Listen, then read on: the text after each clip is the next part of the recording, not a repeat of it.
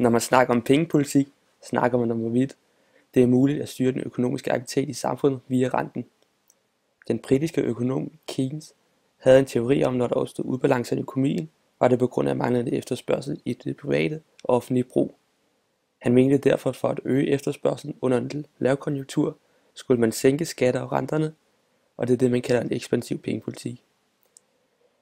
Derimod for at mindske efterspørgsel under en højkonjunktur, skulle man hæve skatterne og renterne for et lavere forbrug, det kaldes en kontraktiv pengepolitik.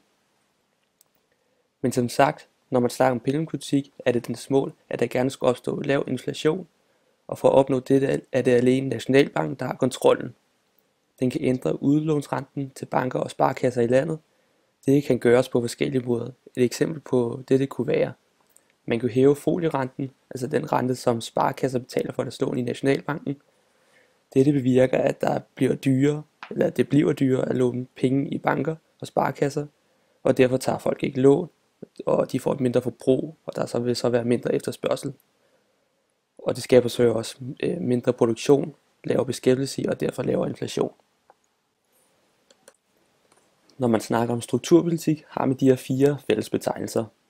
Man snakker om arbejdsmarkedspolitik, erhvervspolitik, skattepolitik og uddannelse- og forskningspolitik.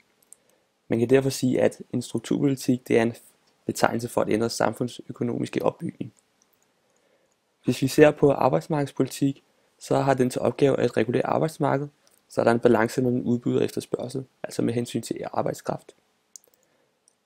Regeringens målsætning er, at unge de skal komme hurtigt igennem uddannelserne, samt altså få bedre uddannelser, universitetsuddannelser osv. Det er så, vi kan have gavn af dem igennem flere år. Det har derfor været på omtale, at man skulle nedlægge 10. klasser, så folk sådan hurtigt skulle igennem deres uddannelser, altså hurtigt til en gymnasial uddannelse og så videre på universitetet. Man har jo også den her lov om, at hvis man søger ind på universitetet eller andre uddannelser, inden for 2 år, så kan man gange sit snit op, og det er simpelthen for at gøre det mere attraktivt.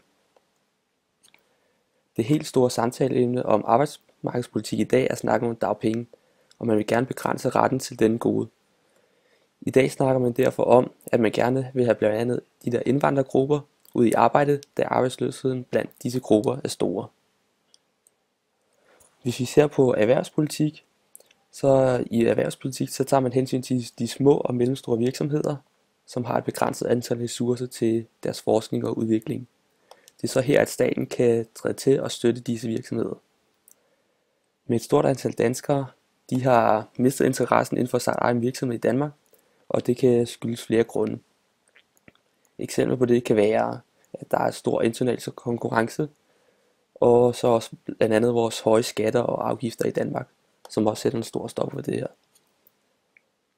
Visse områder, altså i Danmark, er hårdere ramt end andre.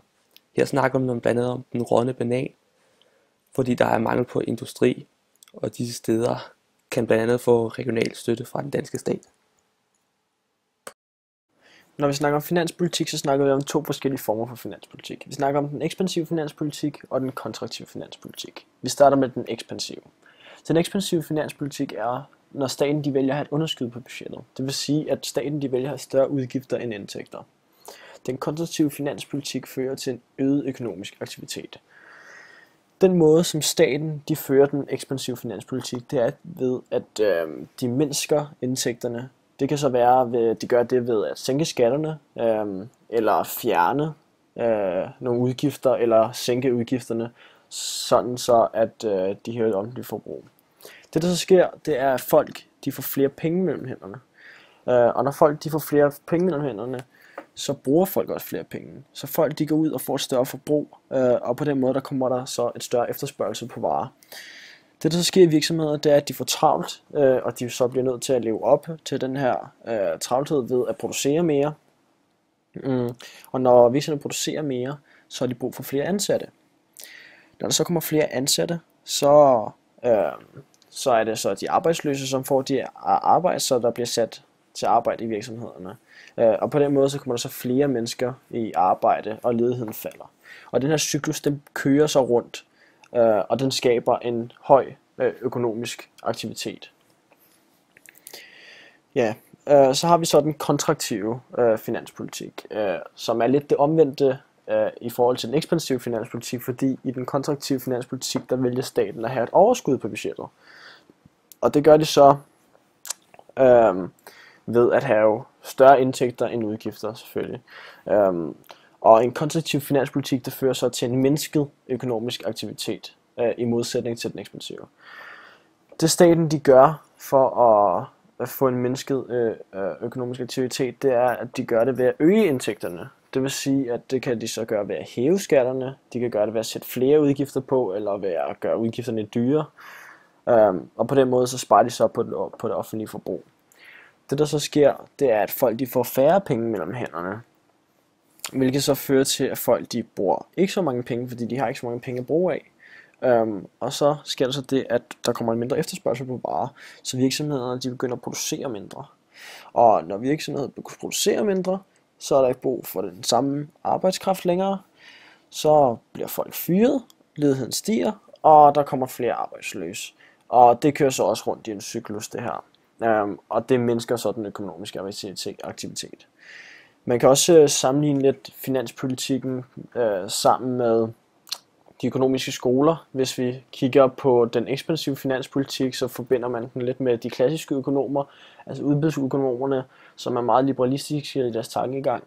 De går ind for en minimum statslig indblanding i markedet, økonomien, fordi de er meget liberalistiske i deres finanspolitik. De mener bare, at der skal være et fri markedsøkonomi.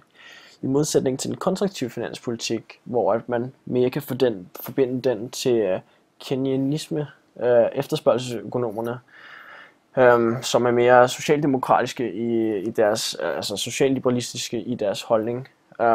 De har så de synes så, at de går så ind for en stor statslig indblanding i forhold til de klassiske økonomer. Ja. Så har vi så inden under de strukturpolitiske virkemidler en kategori, som hedder skattepolitik. Og i skattepolitik, det handler om, hvordan vi synes, at skattesystemet i Danmark skal skrues sammen. Skal vi fortsætte med at have den progressive skat, eller skal der laves noget om? Hvis man kigger på de højreorienterede partier, så mener de så, at det skal kunne betale sig at arbejde, og de mener, at dem, som arbejder meget, de skal også belønnes for det, og selvfølgelig skal det hele ikke tages fra dem, når det er dem, der knokler hårdest. Hvorimod de venstreorienterede, de mere mener, at de bredeste skuldre skal bære de tungeste byrder, hvilket vil sige, at dem, som tjener mest, de også skal betale mest og yde mest til samfundet. Og det synes de også er godt, da det ikke skaber en stor, da der kommer en ligelig fordeling mellem penge, så der ikke er så stor forskel mellem rig og fattig. Og så har vi under vores skattepolitik skrevet nogle af de her virkemidler her. Vi har for eksempel skrevet særlige skatteordninger for selvstændige erhvervsdrivende og lavere skattesatser på arbejdsindkomst, hvilket vil sige, at de her ting, de så sætter gang i den ekspansive finanspolitik, fordi lavere skattesatser for arbejdsindkomst sørger for, at når folk får løn, så får de højere løn, fordi de skal betale så meget skat, og så er det netop, de får et større forbrug, fordi de får flere penge, og så kommer vi så ind i den cyklus, jeg snakkede om tidligere. Så har vi også uddannelses- og forskningspolitik, hvor vi i Danmark har hvor vi har et meget rigtig godt uddannelsessystem, og vi har et rigtig godt uddannelses- og forskningspolitik i Danmark.